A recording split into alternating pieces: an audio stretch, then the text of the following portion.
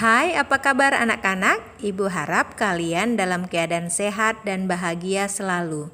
Pada video kali ini kita akan membahas materi KD 3.6 yaitu menganalisis lembar kerja atau gambar kerja untuk pembuatan prototipe produk barang atau jasa. Sebenarnya apa sih lembar kerja atau gambar kerja tersebut? Gambar kerja adalah suatu teknik menggambar yang digunakan untuk menjelaskan secara detail tentang produk yang akan dibuat, meliputi berbagai unsur yang memuat informasi mengenai dimensi, bahan, dan lain-lain. Adapun fungsi gambar kerja yaitu yang pertama, sebagai alat untuk menuangkan atau mempresentasikan hasil pemikiran. Yang kedua, sebagai alat untuk menyimpan hasil pemikiran. Yang ketiga, sebagai alat untuk meneruskan dan menyampaikan informasi kepada orang lain. Yang terakhir atau yang keempat, sebagai patokan atau dasar dalam membuat suatu produk. Setelah kita membuat prototipe produk, ada beberapa faktor yang harus diperhatikan dalam menguji desain prototipe, yaitu yang pertama, frekuensi kerusakan komponen atau reliabilitas. Semakin kecil frekuensi kerusakan komponen, maka semakin baik komponen prototipe tersebut. Yang kedua, kemudahan pemeliharaan dan perbaikan atau maintainability. Prototipe yang kita buat sebaiknya memiliki kemudahan yang tinggi dalam pemeliharaan dan perbaikannya. Yang ketiga, umur produk. Semakin panjang masa penggunaan produk tersebut, semakin baik desain prototipe produk tersebut. Ada dua metode yang digunakan dalam membuat prototipe, yaitu yang pertama metode non-computer, yang kedua metode computer-based.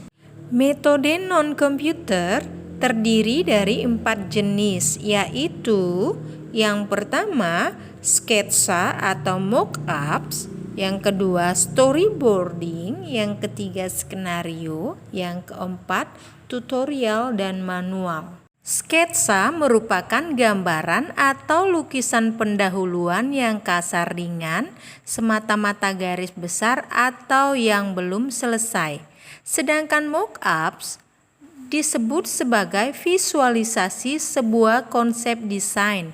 Bisa juga disebut sebagai gambaran nyata rancangan produk atau preview sebuah ide yang terlihat seperti wujud aslinya.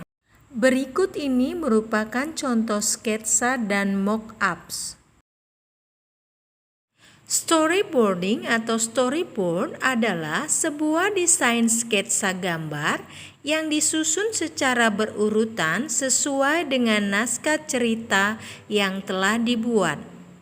Ini merupakan contoh storyboard. Sedangkan skenario adalah rencana lakon sandiwara atau film berupa adegan demi adegan yang tertulis secara terperinci. Berikut contoh skenario.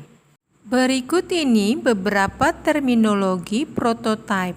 Yang pertama yaitu prototipe horizontal, yang kedua prototipe vertikal, yang ketiga early prototyping atau prototipe cepat, yang keempat late prototyping atau prototipe lambat, yang kelima low fidelity prototyping atau prototipe dengan tingkat ketepatan yang rendah.